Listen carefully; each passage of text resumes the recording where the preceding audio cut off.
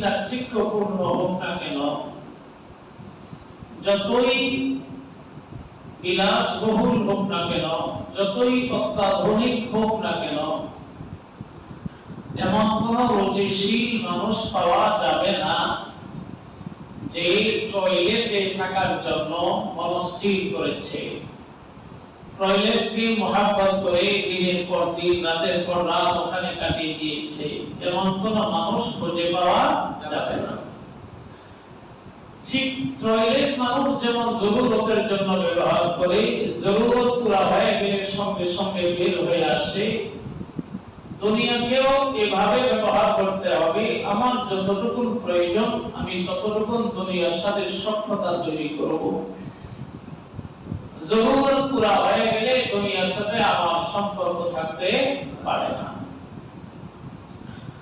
আমার প্রিয় ভাই, রব্বুল আলামিন সূরা কাহফের মধ্যে এই দুনিয়ার জিন্দেগিকে এক আজীব উপমা দিয়েছেন। وَاضْرِبْ لَهُم مَّثَلَ الْحَيَاةِ الدُّنْيَا كَمَاءٍ أَنزَلْنَاهُ مِنَ السَّمَاءِ। দুনিয়ার জিন্দেগিকে আল্লাহ পাক পানির সাথে তুলনা করেছেন।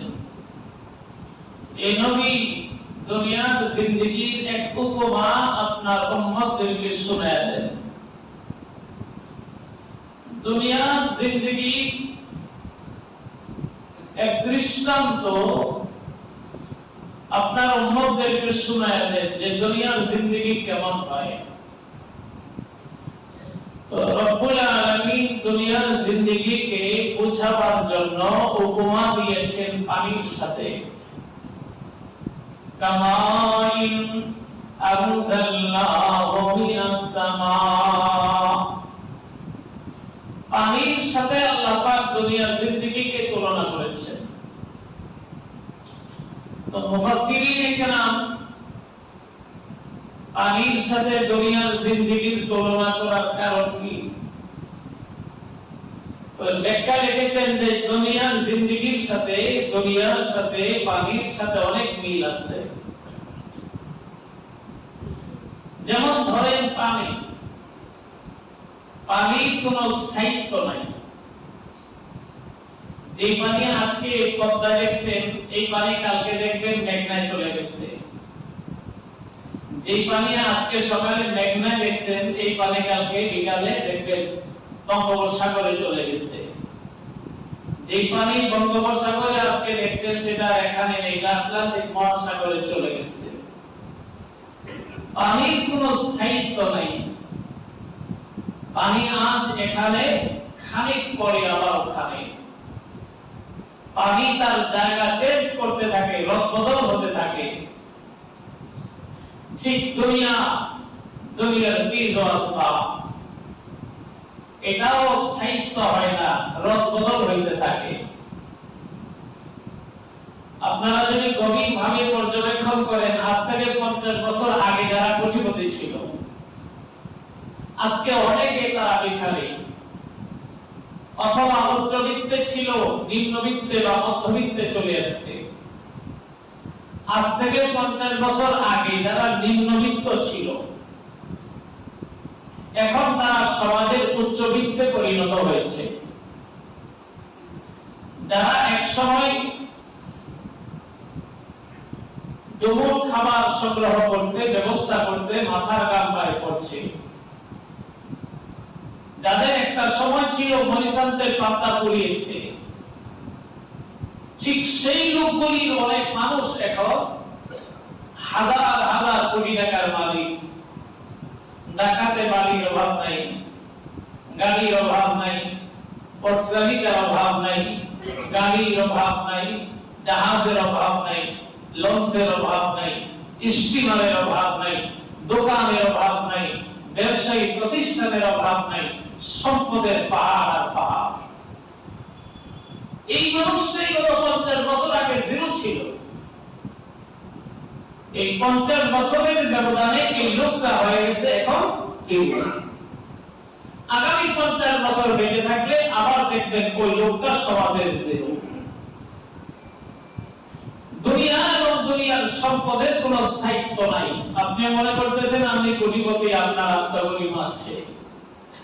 তো আল্লাহ তাআলা এই জাকাত নেওয়ালা জাত, যে আপনি সকালবেলা ধনী থাকতে পারেন, বিকাল বেলা আল্লাহ তাআলা আপনাকে ভিখারি বানিয়ে দিতে পারে। কি ভাই পারেনি? পারে। এই পৃথিবীর একজন বড় সম্পদওয়ালা পাগল, নাম হয়ে গেছে, ব্যক্তিত্ব নাই। কন্ট্রাক্টর জহিরুল ইসলাম আমাদের বাংলাদেশের এক সময় প্রতাপশালী ধনী ছিল, নাম আছে, ব্যক্তিটা নাই। আমাদের দেশের বহু বড় বড় রাঘব বোয়াল, যাদের নাম আমি নিতে যাচ্ছি না, এরকম হাজার লাখ মানুষ ছিল যাদের সম্পদের পাহাড় ছিল। একটা পর্যায়ে মনস্সে সম্পদ এদের কাছে নেই, আবার যে সেই ভিখারি হয়ে দুনিয়া থেকে বিদায় হয়েছে। রব্বুল আলামিন বুঝাই দিতে চান যে এর নাম হলো দুনিয়া। এই দুনিয়াকে পায়া তোমরা মুহাব্বত করতেছো, দুনিয়ার পিছনে পাগল করা হয়ে আছো, হয়রান হয়ে আছো, দুনিয়ার সহায় সম্পদের জন্য মাতাল হয়ে আছো। এটা স্থায়ী নয়। এই কিছুদিনের জন্য হয়তো যদি টাকা পয়সা ধরা দেয়, তবে কিছুদিন তুমি ভালো থাকবা, আবার কিছুদিন পরে আবার যে জিরো ছিল সেই জিরোই হয়ে যাইবা। এজন্য রব্বুল আলামিন পানির সাথে মানুষের হায়াতে জিন্দেগিকে উপমা দিয়েছেন। وَاضْرِبْ لَهُم مَّثَلَ الْحَيَاةِ الدُّنْيَا كَمَاءٍ أَنزَلْنَاهُ مِنَ السَّمَاءِ।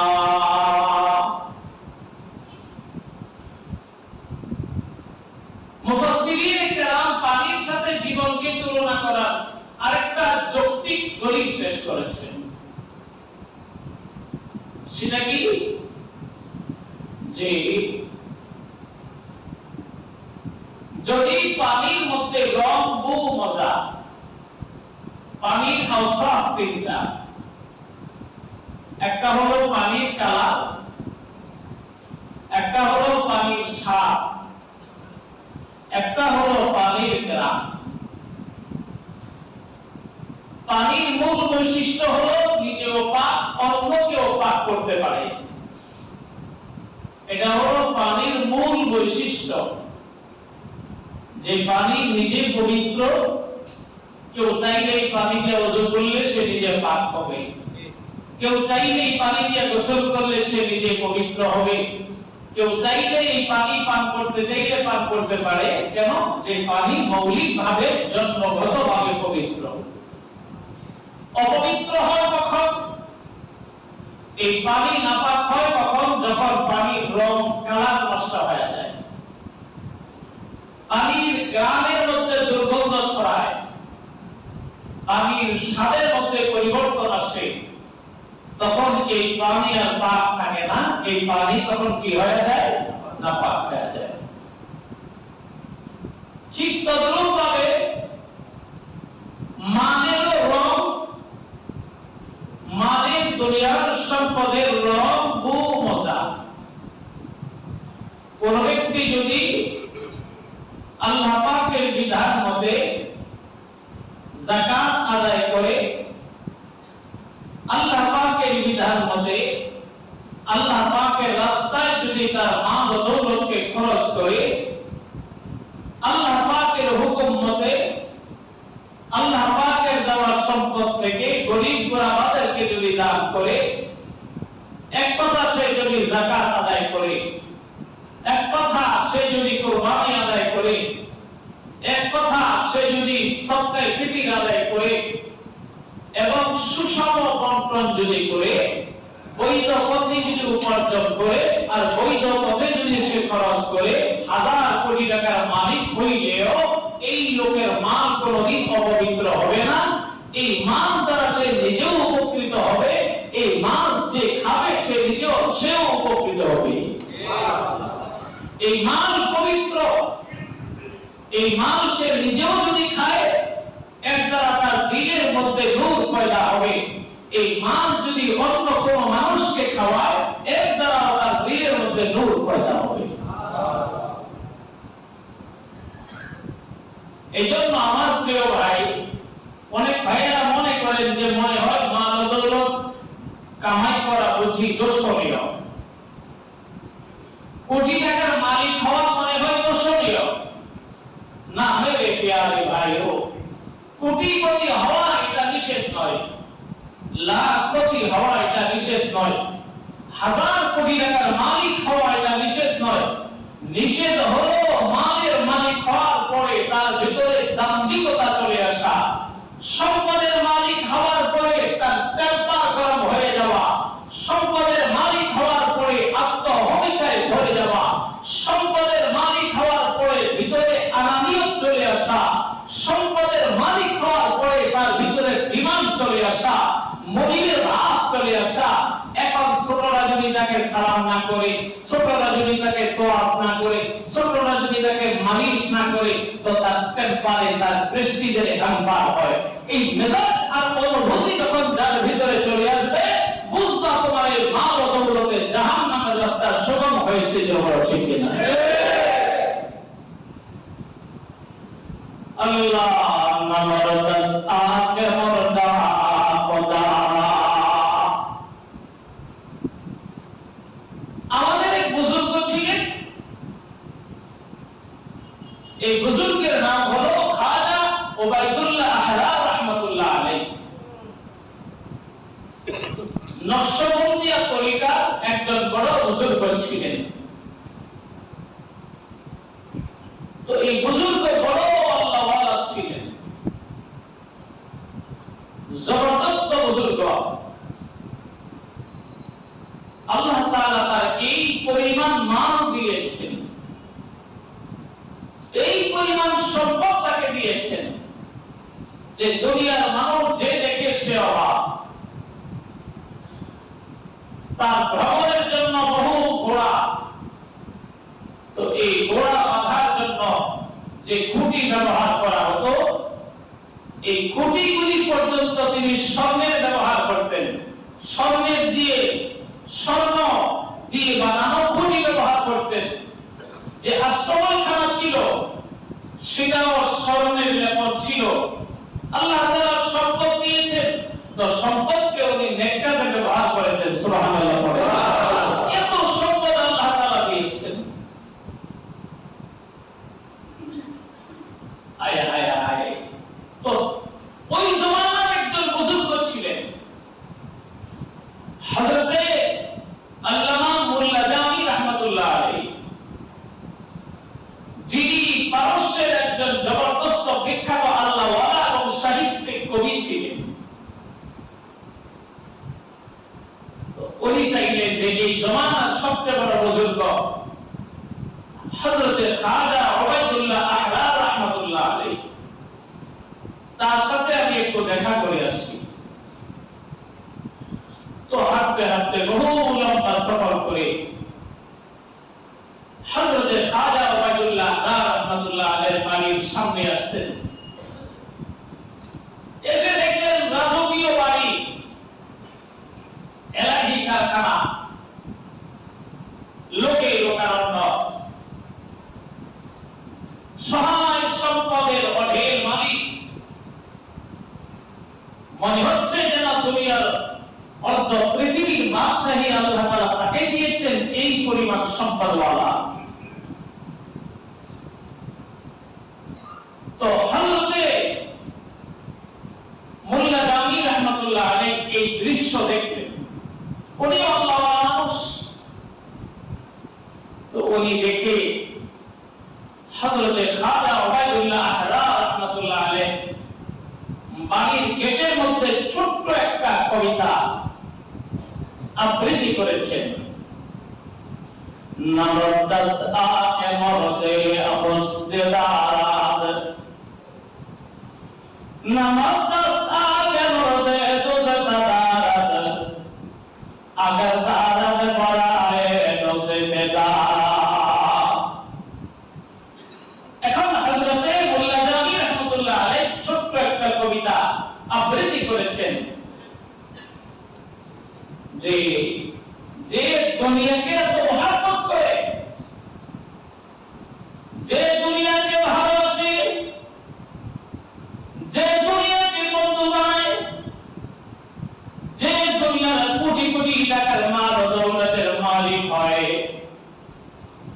যে হাজার কোটি টাকার সম্পদের মালিক হয় সে কখনো আল্লাহওয়ালা হতে পারে না, সে কখনো দরবেশ হতে পারে না, সে কখনো বুজুর্গ হতে পারে না। নামরদাস্তা কে দুনিয়া দোসতে দাদ, নামরদাস্তা কে দুনিয়া দোসতে দাদ। দুনিয়াকে দেওয়া করবে, দুনিয়ার চিজ কিনে ভালোবাসবে, দুনিয়ার বাড়ির গাড়িকে যে আলিঙ্গন করবে, দুনিয়ার অট্টালিকায় যে জীবনযাপন করবে, দুনিয়ার সহায় সম্পদের সাথে যার ভালোবাসার সম্পদ তৈরি হবে, মোল্লা জামি রহমাতুল্লাহ আলাইহি বলেন সে আল্লাহ ওয়ালা হতে পারে না। সে কি হতে পারে না? আল্লাহ ওয়ালা হতে পারে না। আল্লাহু আকবার। তো ওই অবস্থা দেখে আমার খাজা ওবাইদুল্লাহ রহমাতুল্লাহ আলাইহির সাথে দেখা করলেন না। দুর্ভাগ্যবশত দূরের থেকে যা শুনলাম বাস্তবে এসে তার কিছুই নেই। দূর থেকে তো আমি শুনেছিলাম এই জামানার বিখ্যাত ওলি খাজা ওবাইদুল্লাহ রহমাতুল্লাহ আলাইহি। না না, সম্পূর্ণ ভুয়া কথা, ফালতু কথা। উনি আল্লাহ ওয়ালা হতে পারে না, উনি বুজুর্গ হতে পারে না, উনি এই জামানার বিখ্যাত ওলি হতে পারে না, এটা আমার বুঝে আসে না। তো উনি আল্লাহর সাথে দেখা না করে এই ছোট্ট কবিতা খাজা ওবাইদুল্লাহ রহমাতুল্লাহ আলাইহি অট্টালিকার গেটের মধ্যে এক পাশে সুন্দর করে লিখে চলে গেলেন। তো উনি আমার দেশে যাচ্ছেন, যেতে যেতে রাত হয়েছে এক জায়গায়, তো একটা মসজিদে তিনি রাত্রি যাপন করতেছেন।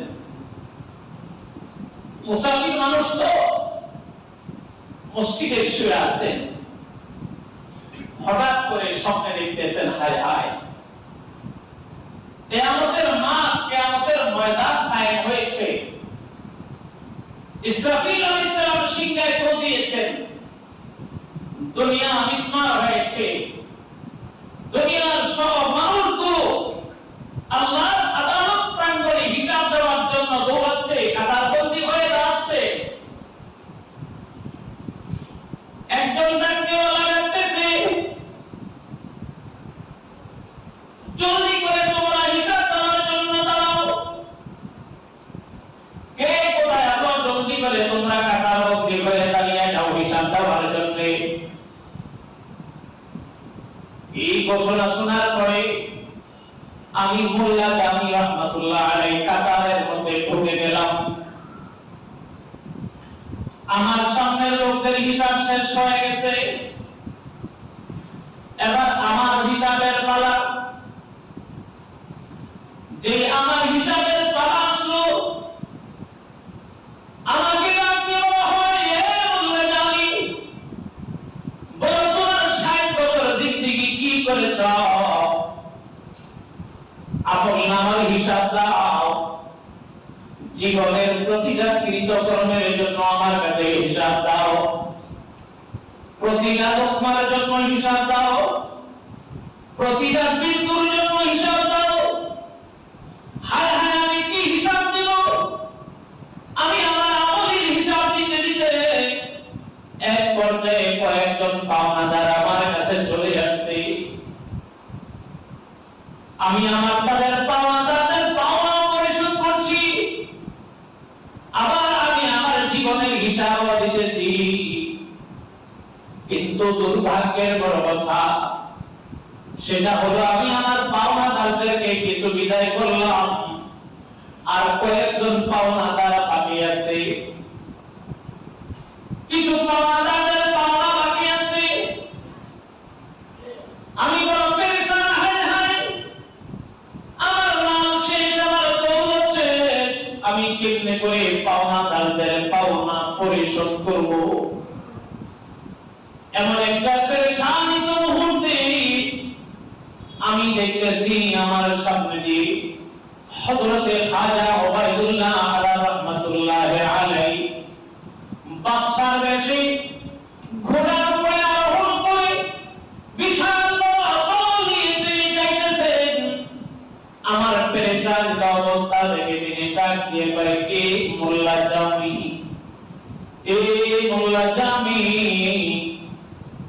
বলো না কেন তোমার চেহারার মধ্যে এত পেরেশানি তো দেখা যায়? কেন কেন তুমি দুশ্চিন্তাগ্রস্ত? কেন তুমি মনোহত? কেন তোমার পেরেশানি চেহারায় দেখা যায়? মোল্লা জামি ডাক দিয়ে বলে, ওস্তাদ, আমি হিসাব কিতাব করতে গিয়া আল্লাহর দরবারে আমি আমার জীবনের হিসাব দিয়েছি। ইতিমধ্যে কয়েকজন পাওনাদার তাদের পাওনার কথা আমাকে অবগত করলে আমি তাদের পাওনা দিতে পারছি না। এবার খাজা উবাইদুল্লাহ রাহমাতুল্লাহ আলাইহি ডাক দিয়া কই, মোল্লা জামি, চিন্তা করো না, চিন্তা করো না, যদি তোমার ন্যায়ের প্রয়োজন হয় আমি তোমাকে ন্যায় দিয়ে সাহায্য করব, তোমার পাওনাদারদের পাওনা আমি পরিশোধ করে দিব। তোমার ন্যায়ের প্রয়োজন যদি হয় আমি তোমাকে ন্যায় দিয়ে সাহায্য করব, ইভেন তোমার যে পাওনাদার বাকি আছে এই পাওনাদারদের হকও আমি আদায় করব। তুমি চিন্তা করো না, আল্লাহর মেহেরবানিতে আল্লাহ তাআলা আমাকে এই পরিমাণ সম্পদ দান করেছেন।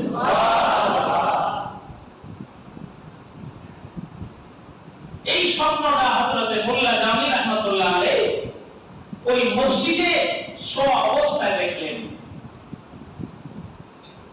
তো হোম সাথে সাথে ভাগছে, জ্ঞানী মানুষ তো, বিজ্ঞ মানুষ, আল্লাহ ওয়ালা ছিলেন হযরতে মোল্লা জামি রাহমাতুল্লাহ আলাইহি, আরেফে রুমি যাকে বলা হতো। তো তিনি স্বপ্নের বিবরণটা তিনি নিজে স্থির করলেন, হায় হায় রে, আমি যাকে তুচ্ছ আর তাচ্ছিল্য করলাম দুনিয়াদার বলে, না, মনে হচ্ছে তিনি দুনিয়াদার না, বাস্তব হলো তিনি হচ্ছেন বর্তমান জামানার সবচেয়ে বিখ্যাত আল্লাহ ওয়ালা। সুবহানাল্লাহ। তো হযরতে মোল্লা জামি রাহমাতুল্লাহ আলাইহি আবার এরাদা পরিবর্তন করলেন, যা করে আল্লাহ, আমি আবার ঘুরে আবার হযরতের দরবারে যাব। তো মোল্লা জামি রাহমাতুল্লাহ আলাইহি এবার হাঁটতে হাঁটতে আবার সে হযরতে খাজা উবাইদুল্লাহ রাহমাতুল্লাহ আলাইহি দরবারে আসছেন, ওনার বৈঠকখানায় আসছেন। তো বৈঠকখানায় বসে খাদেমকে বলছে, যাও কি বলো, রোম থেকে একজন লোক আপনার সাথে একটু দেখা করার জন্য আসছে। হযরতে খাজা উবাইদুল্লাহ রাহমাতুল্লাহ আলাইহি হযরতে মোল্লা জামি রাহমাতুল্লাহ আলাইহির চেহারা থেকে তাকায় বলছে, এ মোল্লা জামি, তুমি আমার দরবারে এসে কয়েকদিন আগে একটা কবিতা অঙ্কন করেছিলা, বলো না তোমার কবিতাটা কি ছিল? মোল্লা জামি বলছে না। খাজা উবাইদুল্লাহ রাহমাতুল্লাহ আলাইহি বলেন, বলো না, আমার দরবারে এসে তুমি কোন কবিতাটা আবৃত্তি করে চলে গিয়েছিলা? বারবার রিকোয়েস্ট করার পরে হযরতে মোল্লা জামি রাহমাতুল্লাহ আলাইহি বলেন, এ ওস্তাদি খাজা উবাইদুল্লাহ রাহমাতুল্লাহ আলাইহি, আমি বলেছিলাম নমরদস্তা কে দুনিয়া দোস্তে দাদ, নমরদস্তা কে দুনিয়া দোস্তে দাদ। আমি এই কবিতা অঙ্কন করেছিলাম, যে দুনিয়াকে মায়া করে সে আল্লাহ ওয়ালা হতে পারে না, যে দুনিয়াকে মুহাব্বত করে সে আল্লাহ ওয়ালা হতে পারে না, যে দুনিয়ার চিজ ও আসবাব মাল ও আসবাবকে চড়ায় রাখে সে আল্লাহ ওয়ালা হতে পারে না। এই কথাটা আমি অঙ্কন করেছিলাম। হযরতে খাজা উবাইদুল্লাহ রাহমাতুল্লাহ আলাইহি বলেন, শোনো, তোমার কবিতার এক অংশ তুমি বানাইলা, বাকি অংশটা আমি তোমাকে শুনাইলাম। अगर तारत बोलाए तो सितारत, अगर तारत बोलाए तो सितारत। अल्लाहु अकबर। ए मुल्ला जामी रहमतुल्लाह अलैहि, তুমি বলছো দুনিয়াকে কেমন করে সে আল্লাহ ওয়ালা হতে পারে না, যে কোটি টাকার মালিক হয় সে আল্লাহ ওয়ালা হতে পারে না, যে হাজার কোটি টাকার মালিক হয় সে আল্লাহ ওয়ালা হতে পারে না। তুমি তো বলেছো কথা বাস্তব, তবে শোনো, আগার তারাত বড়ায় দোষেতে তারাত, কেউ যদি কোটি টাকা বানায় আর উদ্দেশ্য যদি রাখে মানব সেবা করবে, জনসেবা করবে, মানুষের হক আদায় করবে, দোস্ত মানবতার সেবায় নিজেকে আত্মনিয়োগ করবে, মানুষের কষ্ট দূর করবে, মানুষের একরাম করবে, মানুষের সহানুভূতি করবে, মানুষের খেদমত করবে, জনসেবামূলক নিজের সম্পদকে কেউ ব্যবহার করবে, আল্লাহর হুকুম মতো জিহাদের মধ্যে শরীক হবে, আল্লাহর হুকুম মতো কুরবানি করবে, আল্লাহর হুকুম মতো যাকাত দিবে, আল্লাহর হুকুম মতো আল্লাহর রাস্তায় কেউ খরচ করবে, এই নিয়তে যদি হাজার কোটি টাকার মালিক হয়, এই টাকা তার কোনোদিন জাহান্নামে যাওয়ার কারণ হবে না। अगर तारत बोलाए तो सितारत, হাজার কোটি টাকার মালিক হইলো যদি দিনের কানেকশন আরশ ওয়ালার সাথে থাকে, বলেন কার সাথে? কার সাথে? আল্লাহ। তাহলে এই টাকা তার জাহান্নামে যাওয়ার কারণ হবে না। কিন্তু এমন লোক আমাদের বাংলাদেশে খুঁজে পাওয়া বড় কঠিন। এই কোয়ালিটির লোক খুঁজে পাওয়া কি বড় কঠিন। চৌধুরী সাহেব, হাজী সাহেব, ভূঁইয়া সাহেব, খান সাহেব, পাঠান সাহেব, মুন্সি সাহেব, এই যে সাহেবগুলি একটা সময় তার কোনো পাত্তা ছিল না, আজ কিছু টাকার মালিক হওয়ার পরে শ্রমিকেরা তার কাছে কোনো পাত্তা নাই, গরিবদের তার কাছে কোনো পাত্তা নাই, দুর্বলদের তার কাছে কোনো পাত্তা নাই।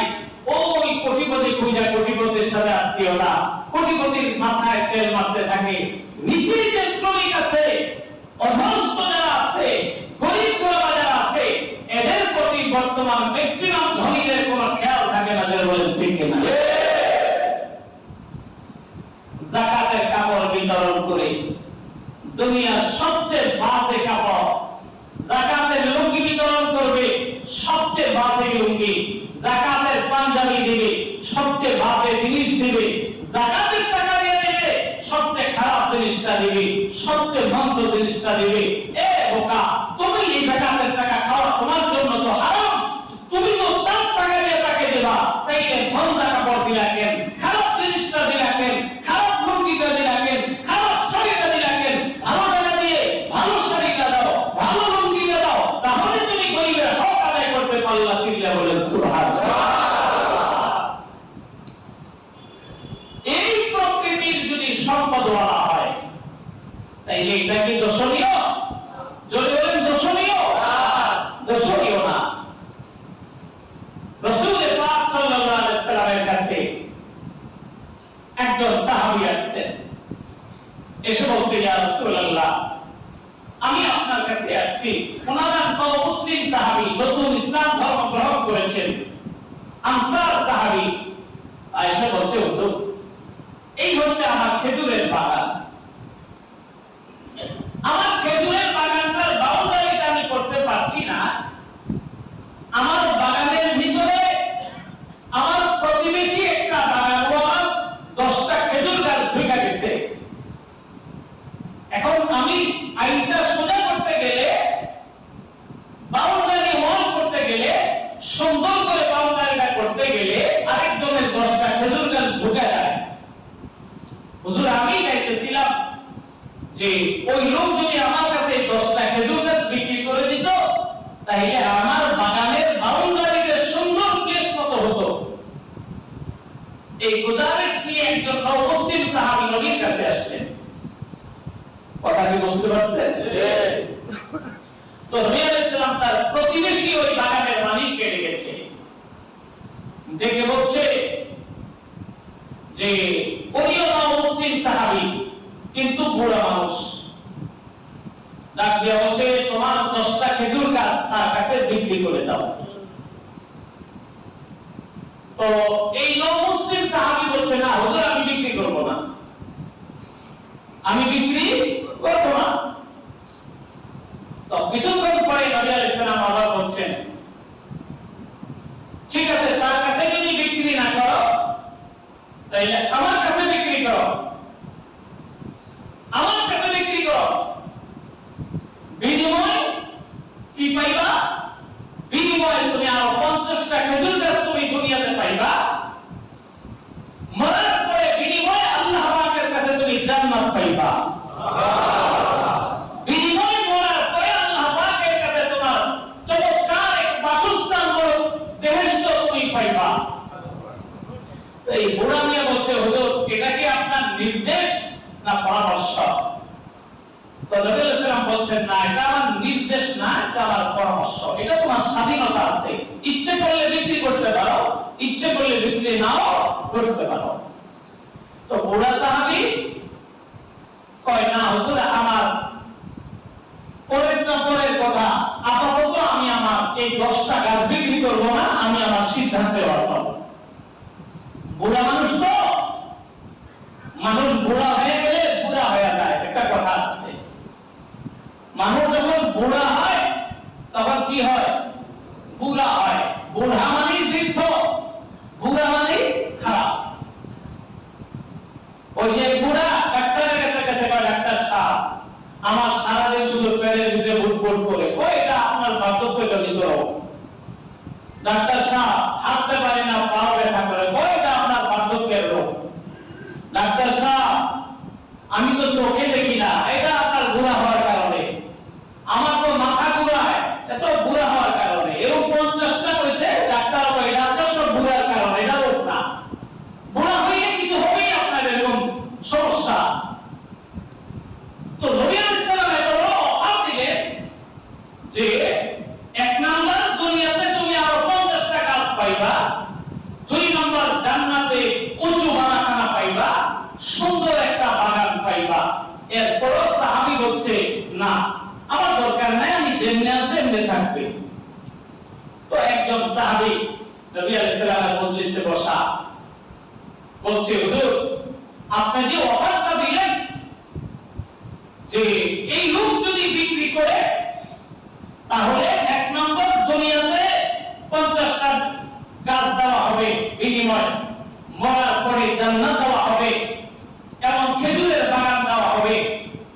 এটা যদি অন্য কেউ তার কাছ থেকে কিনা দেয়, অর্থাৎ এটা কি এই লোকের সাথে খাস না আমি যদি তার কাছ থেকে কিনা আপনার কাছে দেই আমিও কি ফজিলত পাবো কিনা? তো নবী আলাইহিস সালাম বলেন হ্যাঁ, যদি তুমি কিনা যদি তার কাছ থেকে এই লোককে দিতে পারো তুমিও ওই ফজিলতের মালিক হয়ে যাবে। বলেন সুবহানাল্লাহ। তো এই সাহাবী ছিলেন কুবা পল্লীর আমির। কুবা পল্লী বর্তমান মসজিদে কুবা যেখানে অবস্থিত, এই কুবা পল্লীর একজন বড় নেতা ছিলেন উনি, এই সাহাবী। তো উনি গেছেন যারা ওই বাগানওয়ালার কাছে বলছে ও সলিমুদ্দিন সাহেব কেমন আছেন? জি ভালো। আমাকে চিনছেন? না পুরোপুরি চিনতে পারি নাই, আমার নাম ওমর, আমি কুবা পল্লীর আমির। আহা আপনারা চিনবো না মানে? আপনার অনেক নাম শুনছি, আপনার অনেক খ্যাতি শুনছি, অনেক সম্মান শুনেছি। বলে ভালো কথা, আমার অবস্থান সম্পর্কে জানেন? বলে হ্যাঁ।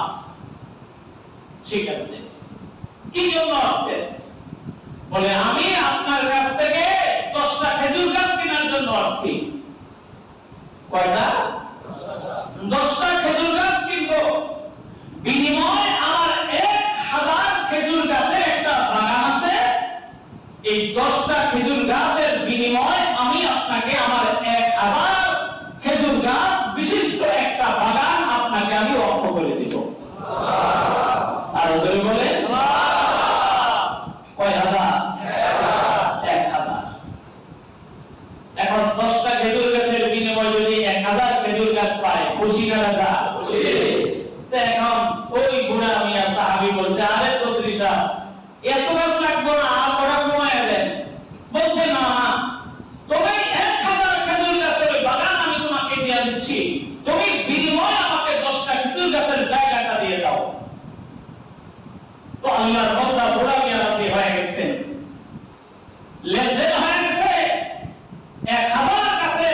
সেই বাগান তাকে দিয়া অর্থ করে দেয়া সরকারে দো আলম নবী আলাইহিস সালামের দরবারে এসে বলেন, ইয়া রাসূলুল্লাহ, ইয়া হাবিবাল্লাহ, আল্লাহর মেহেরবানি আমি জান্নাতের বাড়ি ক্রয় করে চলে আসছি।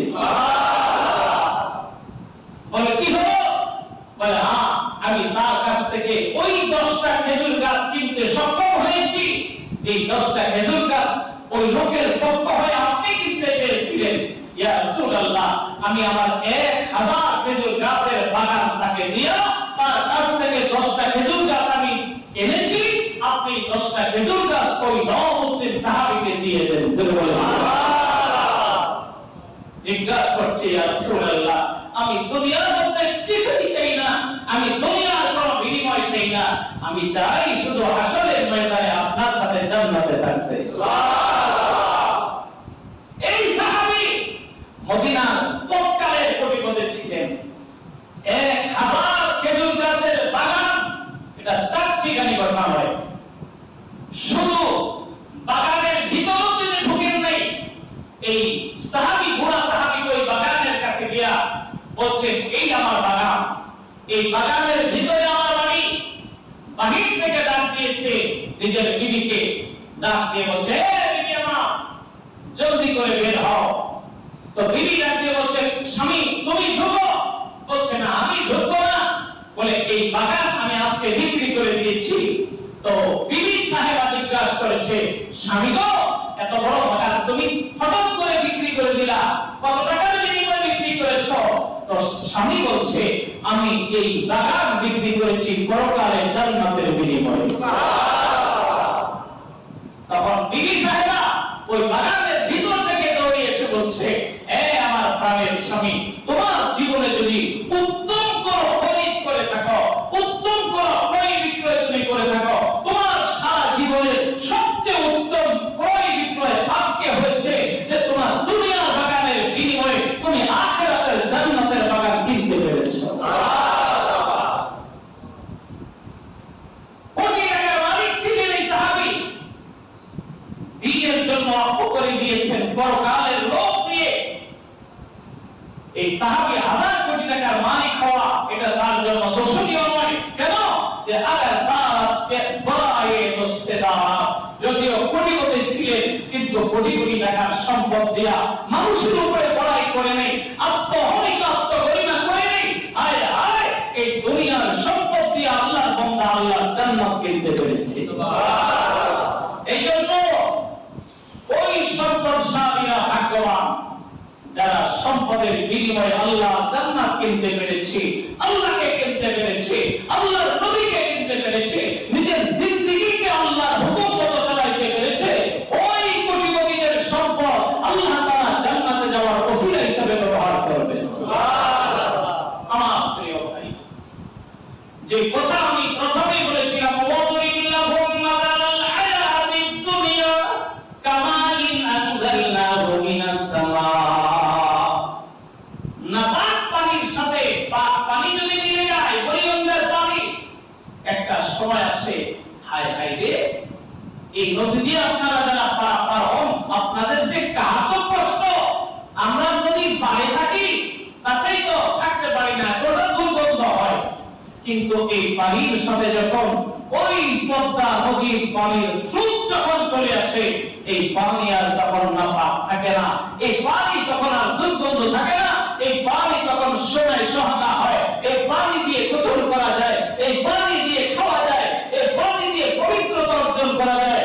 এ মেরে প্যারে ভাইও, নাপাক পানির সাথে পাক পানি মিশ্রিত হলে যেমন নাপাক পানি পাক হয়ে যায়, নাপাক মালের মধ্যে যখন বন্দা যাকাত দিতে থাকবে, কুরবানি করতে থাকবে, সবকে ফিতর আদায় করতে থাকবে, গরীব দুঃখীদের সেবা করতে থাকবে, অসহায় মানুষদের সেবা করতে থাকবে, পাহাড় পরিমাণ সম্পদ তখন সাগরের পানির মতো পবিত্র হয়ে যাবে।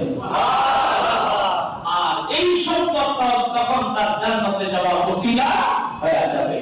এই জন্য আমার প্রিয় ভাই, চলুন, এই দুনিয়া আমাদের বড় শত্রু, কিন্তু দুনিয়াকে যদি আমরা আল্লাহকে পাওয়ার জন্য ব্যবহার করি, নবীকে পাওয়ার জন্য ব্যবহার করি, তবে দুনিয়া আমাদের শত্রু হবে না, এই দুনিয়াই হবে আমাদের বন্ধু। চিৎকার করে বলেন সুবহানাল্লাহ। আল্লাহ তাআলা আমাদের এই জিন্দেগিকে আল্লাহর হুকুম দিয়ে তৌফিক দান করে বলেন আমিন।